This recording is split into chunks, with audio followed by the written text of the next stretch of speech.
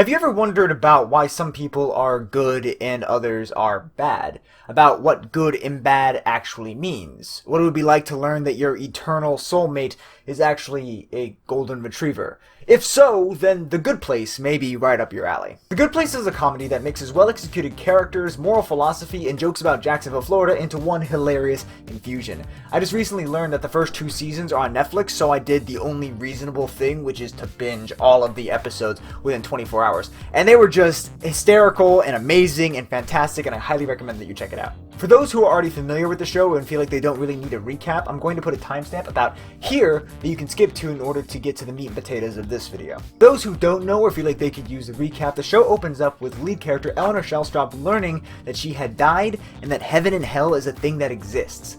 Well, loosely, they're instead simply called the Good Place and the Bad Place. She meets Michael, an eternal being that tells her that she was one of the few who made it into the Good Place, and that she was specifically in a part that he designed especially for her and a small community of others. She meets a number of really excellent people, including Chidi, a moral philosophy professor, Tahani, an upper-crust philanthropist, and Yu, a Buddhist monk who took a vow of silence. As she quickly realizes, though, there's apparently been a mix-up, because she's not led the life that Michael thinks she has. She actually deserves to be in the bad place. In order to, not get subjected to eternal damnation, she enlists Chidi's help to teach her moral philosophy so she can be a better person. She befriends Yu and Tahani in order to emulate their examples, and over time she does indeed become decidedly less shirty. It turns out, though, that Eleanor was right where she belonged the whole time. Not because she was like a good person deep down or anything like that, but because it was actually the bad place. Specifically, an experimental part of the bad place with Michael as its demon architect. Chidi, Tahani, and Yu, who's actually named Jason and was a failed DJ from Jacksonville, actually hadn't led as good of lives as they thought because they were selected in order to psychologically torture each other for all of eternity. But Michael's demon higher-ups are skeptical of the project, preferring more old-school torture methods. So when Eleanor and the gang learn that it's actually the bad place, he has to beg his boss to give him one more chance at the experiment.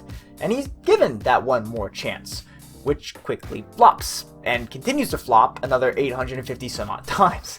All the while, his boss still thinks it's attempt number 2, as Michael's been forging reports of their torture so that he can continue without arousing suspicion. Eventually, the lie gets too complicated, and Michael is forced to enlist the help of the gang in order to make sure that he isn't tortured for all eternity for his failures. During that time, he's forced to take moral philosophy classes with Tahani, Jason, and Eleanor so that he can learn good from evil too. An interesting strategy for a demon, but it turns out to work pretty well, since Michael ends up risking his life in order to save the group and bring their case before an almighty judge and advocate for their entrance into the Good Place. Michael arguably becomes good. So how is it that Michael can go from this... The human afterlife can be more fun. For us, obviously, not for the people we're torturing. Who cares about those dummies? ...to this... You guys!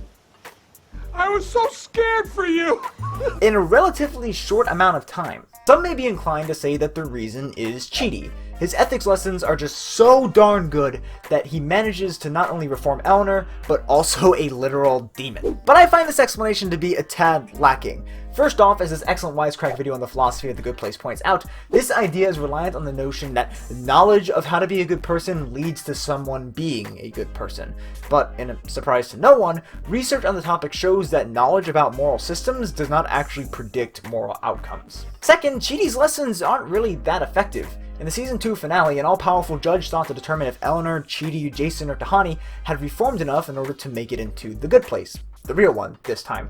Despite Jason and Tahani also getting Chidi's lessons, the only one to actually pass the test is Eleanor. Third, and this bears repeating, Michael is a literal demon, one well-versed in the true moral calculus of the universe. He has known what it really takes to be good long before Chidi came into the picture, and he's been actively repudiating it for millennia. So, why the transformation? Well, I think the reason is less philosophical and more psychological. While The Good Place is definitely a show incorporating a lot of moral philosophy, it's also an interesting case study in the power of propinquity. Alright, what the fork is propinquity? In the 1950s, Leon Festinger, Stanley Schachter, and Kurt Black performed the Westgate studies, investigating the propensity of undergraduates to develop friendships in their dorm communities. They found that the more proximal the students were geographically speaking, the more likely they were to become friends. This was especially true if they lived right next door to each other. They decided to name this Propinquity, based on the Latin word for nearness, propinquitas, because how else are you going to show how erudite you are if you don't name your concepts in dead languages? Now, propinquity is not some magic force drawing people together. It's suspected of working in much the same way as the mere exposure effect does, with proximity giving people more opportunities to engender more familiarity with each other. Due to that similarity, just as is the case with mere exposure, the effect is predicated on the notion of there being at least neutral affect directed towards the subject. If you hate someone, repeatedly bumping into them is not exactly a great way to diminish that disdain. But with that said, the effect has been found repeatedly and in some really clever ways. In the 1970s, Mady Weschler-Siegel did a study of 44 Maryland State Police trainees and concluded that people were more likely to make friends with those who they sat next to. But seat selection was based off of alphabetical order, so candidates became friends with those that they just happened to sit next to physically based off of the randomness that is their last names. Another study by Gregory Caldera and Samuel Patterson found that officials in the Iowa State Legislature who sat next to each other or who were from geographically proximal districts were more likely to be friends, even after accounting for things like similar ideological predispositions. Michael's change of heart isn't because Chidi's a great teacher, it's because he's spending more time in close proximity to everyone and it ends up increasing the affinity he feels for them. First, they were his torture subjects, but the shift to being co-conspirators brought them into more frequent contact and thus shifted the nature of his relationship towards them. Indeed, Propinquity can go further than just explaining Michael's actions. It may also explain the romantic attractions felt between many of the characters. Although I think this could be instructive for just about any potential coupling in the show, the ones that I want to focus on is Tahani and Jason's relationship. Mostly because the show spends a pretty good amount of time dealing with that subject in Season 2. Tahani and Jason spend lots of time together throughout the course of the show. They not only live together, but they also tend to sit next to each other in Chidi's classes and enjoy activities outside of both of those contexts. And it turns out that they are totally hooking up. It turns out that propinquity has been found to be an important driver in romantic relationships as well. Indeed, there's a very robust literature showing that coworkers, for instance, have a higher likelihood of engaging in romantic relationships if they work in proximal environments. This literature makes an interesting distinction between physical proximity and dyactic proximity, or the likelihood that people will engage in one-on-one communications. Both forms of propinquity have been shown to increase the likelihood of interpersonal attraction and workplace couplings, with 68% of workplace relationships occurring between people who share the same proximate space. Or, as Tahani says, I wouldn't shag Jason if he were the last man on Earth. But, well, he sort of is. While The Good Place infuses a lot of moral philosophy into its jokes and its plot devices, philosophy is not the driving force of these characters' development. It's something far less complicated and far more human. The tendency to get along better with those that we're closest to.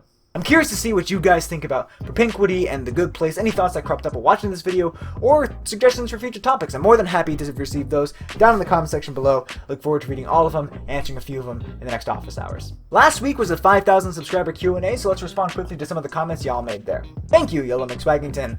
I try. I enjoy trying to learn fast and intricate raps, so I end up having a pretty eclectic mix of artists on my iPod. I mean, I have Eminem, Busta Rhymes, Tech9, and Watsky, just to name a few.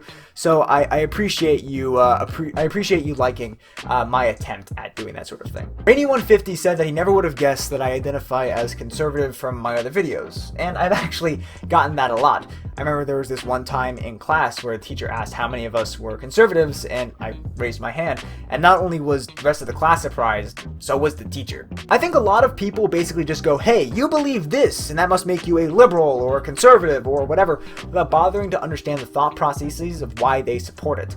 For instance, there's a small subset of conservatives who believe that government-provided healthcare, in addition to private insurance options, is a good thing because they argue that it'll give people a more chance to be economically entrepreneurial because they won't have to worry about whether or not they have healthcare as a necessary risk. Similarly, many of my positions are identified as liberal, but my reasoning behind why I support them is decidedly more conservative. This is just, another textbook example of why you shouldn't judge a book by its cover. Block, you were one of the first people to ever voice this opinion, so I'm going to just take it as that I've hit that butter zone with my cadence, and I'm not going to alter it anymore. Not ever. I mean, while I appreciate the comment, if if you think that there's something I'm doing wrong or that I could be doing better, leave me some constructive criticism down below. Learning is a dialogue between you and me, and it's hard to have that conversation if I'm doing something that takes away from that experience. Alright, that's all the time that we have for today. Thank you guys so much for your comments and for sticking around. Sources for everything as always be down in the doobly-doo, as well as links to the Facebook, Twitter, and the blog. Look forward to seeing you guys out there as well. If you enjoyed this video, hope you consider giving it a thumbs up. If you want to support the channel, you can do so by commenting down below, by sharing this video, by subscribing to the channel, stay in the loop for more awesome social science content is uploaded. If you want to be guaranteed to be in the loop when I upload a new video, be sure to click the bell icon as well. As always, thank you guys so much for watching. I'll see you next time.